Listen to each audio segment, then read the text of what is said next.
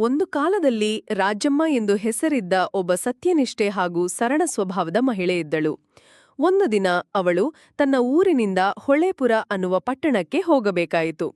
ಅಲ್ಲಿ ಒಂದು ಮುಖ್ಯ ಕೆಲಸ ಇತ್ತು. ಆದರೆ ಅವಳ ಬಳಿಯಲ್ಲಿದ್ದ ಹಣ ಸ್ವಲ್ಪ ಮಾತ್ರ.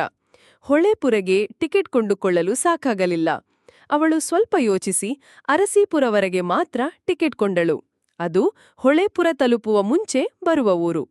ಬಸ್ಸಿನಲ್ಲಿ ಕುಳಿತಿದ್ದಾಗ ಹತ್ತಿರದ ಪ್ರಯಾಣಿಕರು ಹೇಳಿದ್ರು, ಏನಪ್ಪಾ ಇಷ್ಟು ದೂರವೇನು? ನಿದ್ರೆ ಅಂಟಿದ್ದುಕೊಂಡು ಹೊಳೆಪುರ ಬರುವಾಗ ಇಳಿದುಬಿಡಿ. ಯಾರೂ ಗಮನಿಸುವುದಿಲ್ಲ. ಆದರೆ ರಾಜಮ್ಮ ಸ್ಮಿತದಿಂದ ಉತ್ತರಿಸಿದಳು, ಇಲ್ಲಮ್ಮ, ಅದು ತಪ್ಪು.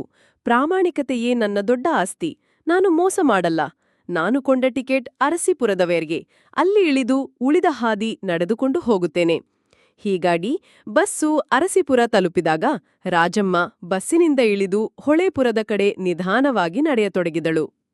ಆ ದಿನ ಅವಳಿಗೆ ಕಷ್ಟವಾಯಿತು, ದಣಿವೂ ಆಯಿತು. ಆದರೆ ಅವಳ ಹೃದಯ ತುಂಬ ಹಗುರವಾಗಿತ್ತು.